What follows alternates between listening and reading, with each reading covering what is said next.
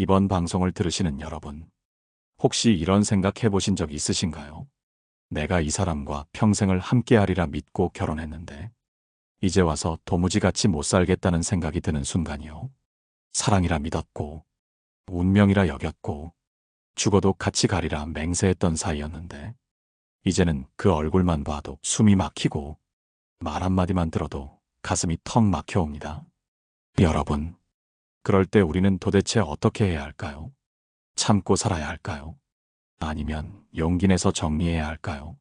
오늘 방송에서는 바로 그 문제에 대해 이야기해 보려 합니다.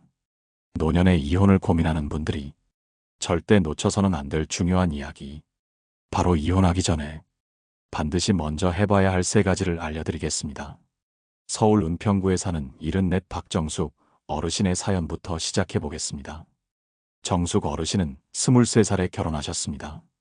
그 시절엔 사랑보다 부모님 뜻이 더 중요했죠.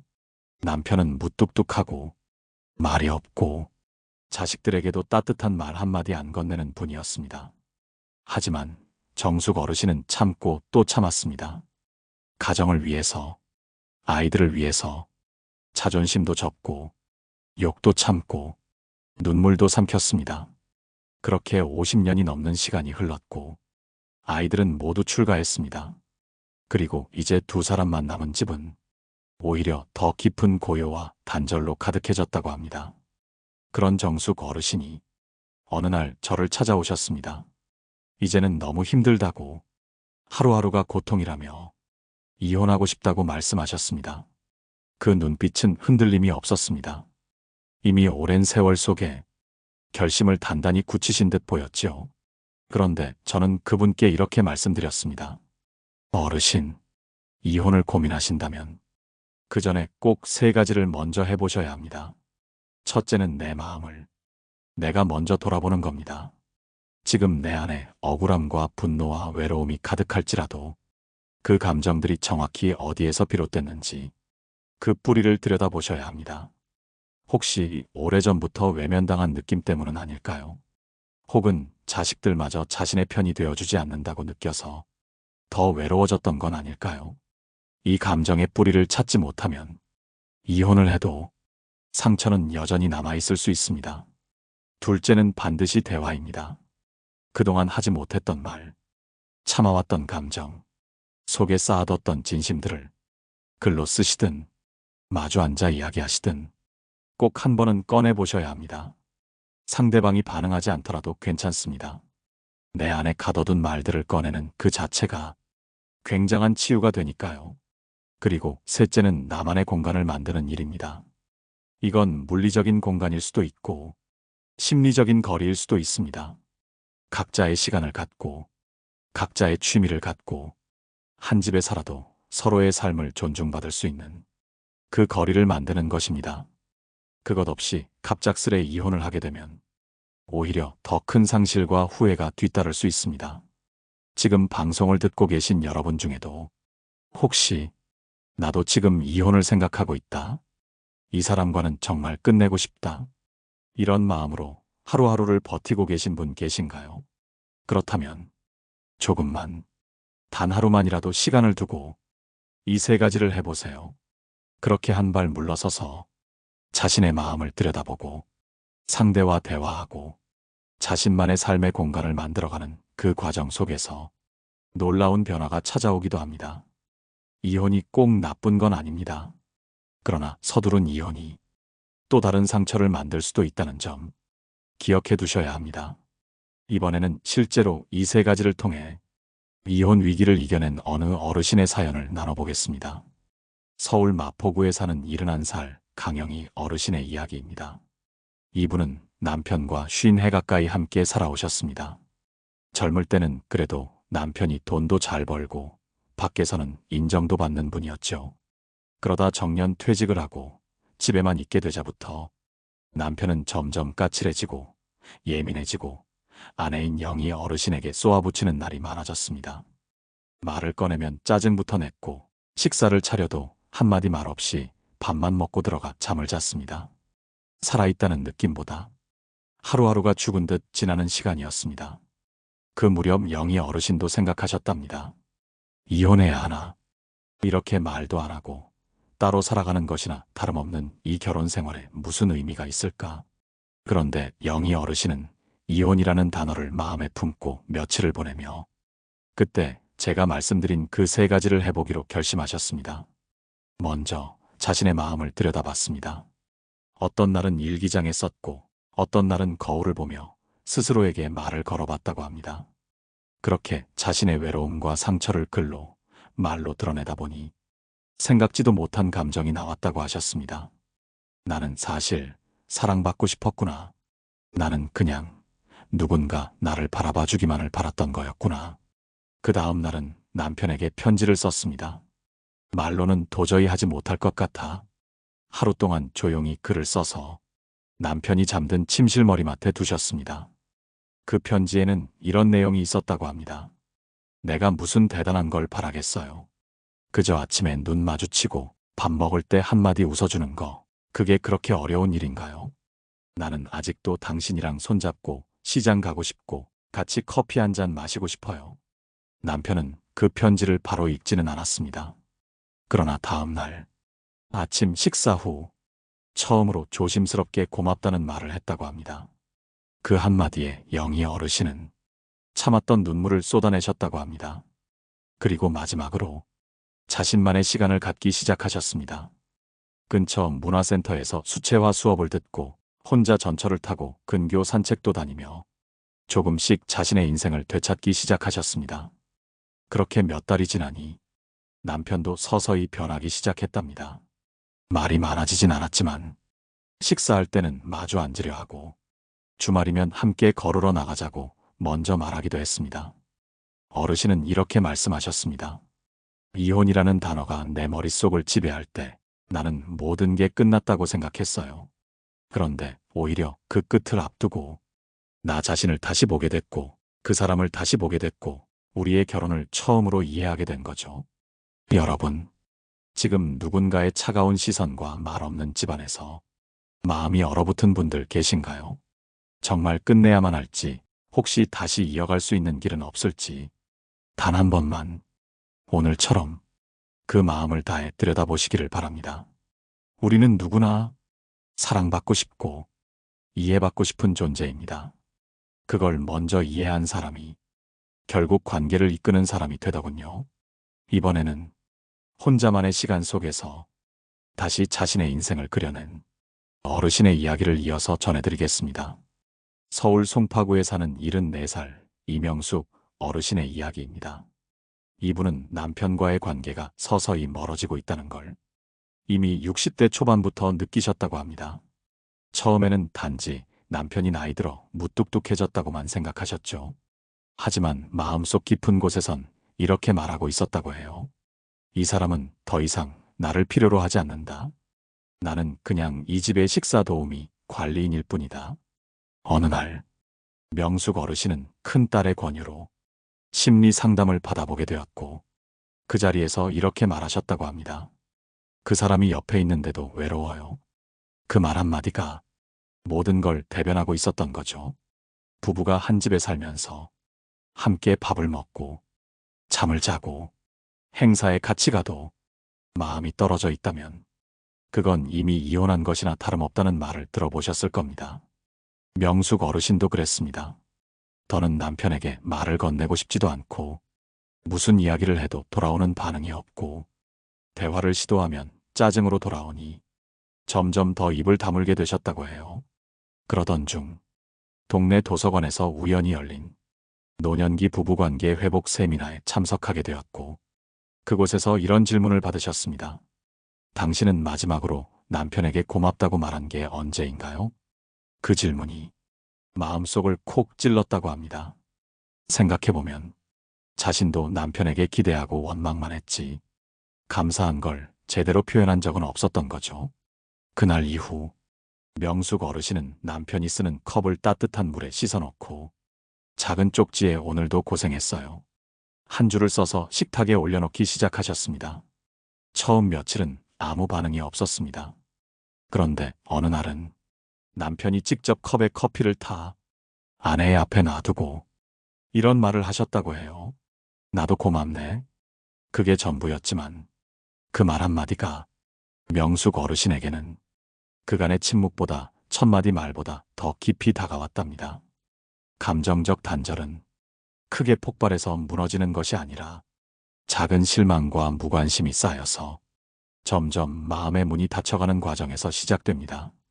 하지만 다시 문을 여는 방법도 거창한 변화가 아닌 작은 인사, 따뜻한 말, 짧은 눈빛에서부터 시작된다는 걸 명숙 어르신의 이야기를 통해 우리는 알 수 있습니다. 여러분도 혹시 같이 살지만 마음은 따로인 느낌, 대화 없는 침묵 속에서 메마름을 느끼고 계시진 않나요? 그렇다면 지금부터라도 하루 한 문장, 오늘도 수고했어요. 당신 덕분에 잘 지내고 있어요. 이런 따뜻한 말 한마디를 용기 내어 건네보시길 바랍니다. 어쩌면 그 한마디가 여러분의 관계를 다시 숨 쉬게 할지도 모릅니다. 이번에는 그 어떤 말보다 행동이 먼저였던 어르신의 경험을 통해 관계 회복의 또 다른 방법을 들려드리겠습니다. 이번에는 경북 포항에 사는 72살 김기태의 어르신의 이야기를 전해드릴까 합니다. 이분은 30년 넘게 한 회사에 다니다 정년퇴직을 하신 분인데요. 정년 이후 가장 견디기 힘들었던 것은 생각보다 한가한 시간이 아니라 집에서 아내와 얼굴을 마주하는 시간이 너무 길어졌다는 것이었다고 합니다. 평생 회사라는 울타리 안에서 자신의 위치와 역할이 분명했던 분입니다. 하지만 퇴직 후엔 그 역할이 순식간에 사라지며 집에서의 자신은 점점 투명인간처럼 느껴지기 시작했다고 해요. 어느 날 아내가 한마디 했답니다. 당신은 왜 요즘 그렇게 아무것도 안 하고 하루 종일 멍하니 앉아만 있어요? 그 말이 꼭 자신이 쓸모없는 인간이라는 판결처럼 들렸다고 합니다. 그날 이후 김 어르신은 대답조차 하지 않았고 그 이후로 부부 사이에 긴 침묵이 시작되었다고 합니다. 그 침묵은 며칠이 아니라 몇 달을 이어갔고 서로를 피하는 방식으로 이어졌다고 해요. 밥 시간도 따로, TV도 따로, 생활의 모든 것이 분리되며 결국 각자의 방을 쓰기 시작하셨다고 합니다. 그때 우연히 들은 방송에서 감정적 단절보다 무서운 건 물리적 단절이다라는 말을 듣고 문득 겁이 났다고 하셨습니다. 이러다 정말 돌아올 수 없는 강을 건너는 건 아닐까 싶었던 거죠. 그래서 어느 날 용기를 내어 아내에게 물으셨다고 합니다. 내가 이제 뭘 해야 당신이 날 다시 남편으로 봐줄 것 같소? 그 질문을 들은 아내는 눈시울을 붉히며 이렇게 말했다고 합니다. 그동안 난 혼자였어. 아무리 옆에 있어도 당신은 늘 나와 다른 세상에 있었어. 그때 김 어르신은 깨달았다고 합니다. 문제는 아내의 말투도 자신의 무기력도 아니라 서로를 향한 관심이 오랫동안 끊겨 있었던 거였다고요. 그날 이후 두 분은 아주 작은 것부터 시작하셨습니다. 식사 후 함께 설거지를 하고 아침에 일어나면 잘 잤어? 밤이 되면 오늘 하루는 어땠어? 그런 일상의 대화들이 조금씩 사이의 틈을 메워주기 시작했습니다. 정서적 단절은 부부가 남이 되는 지름길입니다. 하지만 단절은 다시 이어붙일 수 있는 실마리가 항상 남아 있습니다. 그건 사랑이 남아서가 아니라 우리가 다시 마음을 낼 수 있기 때문입니다. 용기 내어 한 번 말을 건네보는 것. 그게 모든 회복의 시작입니다. 다음으로 배신감이라는 감정을 다스리는 방법에 대해 현명한 어르신의 조언을 들어보겠습니다. 이번에는 전남 순천에 사는 77살 김정화 할머니의 이야기를 나눠볼까 합니다. 남편과 결혼한 지 50년이 넘었고 자식들도 모두 출가하여 이제는 두 분만 살고 계십니다. 몇 해 전 할머니는 친구를 통해 남편이 젊은 시절부터 오랫동안 다른 여성과 연락을 해왔다는 사실을 알게 되셨습니다. 처음엔 믿기지 않았지만 전화번호와 문자를 확인한 순간 무릎이 꺾여 그대로 주저앉았다고 합니다. 이혼을 결심하셨지만 이미 나이도 많고 생활도 뒤엉켜 있어 쉽게 결단을 내릴 수는 없었습니다. 더구나 자식들에게 상처 주기 싫다는 마음이 컸지요. 그때 김할머니가 선택한 첫 번째 방법은 마음을 쏟을 새로운 일에 자신을 맡기는 것이었습니다. 동네 작은 공방에서 손바느질을 배우며 조금씩 자신을 위한 시간을 만들기 시작했습니다. 그 시간을 통해 울고 웃고 다시 울며 자신 안의 분노와 상처를 조금씩 내려놓을 수 있었다고 합니다. 두 번째는 남편과 대화를 시작한 일이었습니다. 어느 날 저녁, 말없이 앉아있는 남편에게 김할머니는 조용히 말했습니다. 내가 다 알고 있어요. 하지만 난 아직도 우리가 남은 시간을 어떻게 살아갈지에 대해 고민 중이에요. 당신은 어떤 생각을 하고 있나요? 남편은 놀라고 또 미안해하며 고개를 들지 못했습니다. 하지만 그 말 이후로 두 사람은 아주 천천히, 정말 천천히 대화를 시작했고 그 속에서 서로에 대해 다시 배우는 시간을 갖게 되었습니다. 그리고 세 번째는 바로 자신을 잃지 않는 것. 할머니는 매일 거울 앞에서 스스로를 바라보며 다짐했다고 해요. 나는 여전히 괜찮은 사람이다. 누가 나를 속였든 버렸든 내 가치는 줄어들지 않는다. 그 다짐이 김할머니를 다시 일으켰고 남편을 상대할 수 있는 힘이 되어 주었다고 합니다. 그런 의연함 속에서 오히려 남편이 달라지기 시작했고 지금은 그 누구보다 서로를 존중하며 살아가고 있다고 합니다. 여러분, 노년의 배우자의 외도는 청춘의 그것과는 또 다른 상처입니다. 몸보다 마음이 더 약해져 있는 시기이기에 그 배신감은 뼛속까지 스며듭니다. 하지만 이혼이 아니더라도 우리는 자신을 지키는 방식으로 복수할 수 있습니다. 자신을 사랑하고 가치를 잊지 않으며 상대의 후회를 유도하는 삶을 사는 것. 그것이야말로 노년에 할 수 있는 가장 강한 복수입니다. 이번에는 이런 상황 속에서 철학자들이 남긴 지혜로운 한마디를 통해 여러분의 마음에 작은 위로를 전해드리겠습니다. 프랑스 철학자 몽테뉴는 이렇게 말했습니다. 복수는 칼이 아니라 자신을 잘 가꾸고 더 나은 삶을 사는 것으로도 충분하다. 이 말은 단순히 아름답게 살아라는 뜻이 아닙니다. 실제로 복수는 때로 침묵 속에서 자신을 지켜가는 의연함에서 비롯됩니다. 심리학에서도 복수를 가장 잘 해내는 방식은 바로 자기 삶을 충실히 살아가는 것이라고 합니다. 상대방이 죄책감을 느끼고 뒤늦은 후회를 하게 만드는 데에는 피해자인 내가 무너지지 않고 당당하게 살아가는 모습이 무서운 반격이 되는 것이죠. 서울 강동구에 사는 고영분 할머니는 남편이 외도를 하다가 급성 심장질환으로 세상을 떠난 후에도 자신의 삶을 잃지 않으려고 매일 아침 6시에 일어나 공원을 걷고 아침에는 꽃차를 마시며 혼자만의 루틴을 만들었습니다.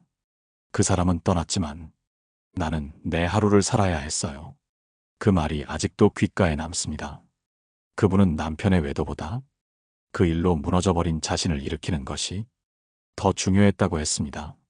사람은 누구나 한 번쯤은 누군가에게 배신당하고 혼자가 되는 경험을 합니다. 노년기에 그런 일을 겪는 건 육체보다 마음이 먼저 늙어가는 느낌을 주지요. 그래서 이혼을 결정하기 전 꼭 해야 할 세 가지는 첫째, 자신의 감정을 온전히 바라보는 것. 둘째, 그 감정에서 벗어나 일상으로 나아갈 루틴을 만드는 것. 셋째, 상대가 후회할 만큼 더 멋지고 당당한 노년을 사는 것입니다. 여러분, 그 어떤 말보다 더 큰 응징은 내가 나를 놓지 않고 끝까지 살아내는 그 자세입니다. 한 남성 상담자의 말이 기억납니다. 그는 아내의 외도를 알고 이혼까지 준비했지만 결국 하지 않았습니다. 이혼해서 뭐 하겠어요? 자식들 마음 나뉘고 내 노후는 흔들리고 남는 건 허무뿐인데 차라리 나라도 중심을 잡아야죠. 그분은 매일 일기장을 쓰고 자신의 감정을 정리하면서 지금은 손자 손녀들에게 사랑받는 듬직한 할아버지가 되었습니다. 복수는 상대를 괴롭히는 것이 아니라 내가 행복해지는 것이어야 합니다. 그럴 때 그 사람은 뒤늦게 후회를 시작합니다. 다음으로 우리가 왜 이혼보다 자신의 삶을 회복하는데 더 힘을 써야 하는지 더 깊은 이야기로 이어가 보겠습니다. 한 여성이 있었습니다. 이름은 윤정희. 올해 나이 68. 정희 씨는 결혼 42년 만에 남편의 외도를 알게 되었습니다. 이미 자녀들은 모두 출가했고 남편은 퇴직한 후에도 종종 외박을 하더니 어느 날 다른 여성과 손을 잡고 재래시장을 걷는 모습을 이웃 주민이 우연히 목격해 전달해 준 것입니다. 믿고 싶지 않았지만 그날 이후 남편의 핸드폰에서는 낯선 이름의 메시지들이 줄줄이 쏟아졌고 정희 씨는 충격으로 일주일 넘게 밥도 못 먹고 방 안에만 틀어박혀 있었습니다.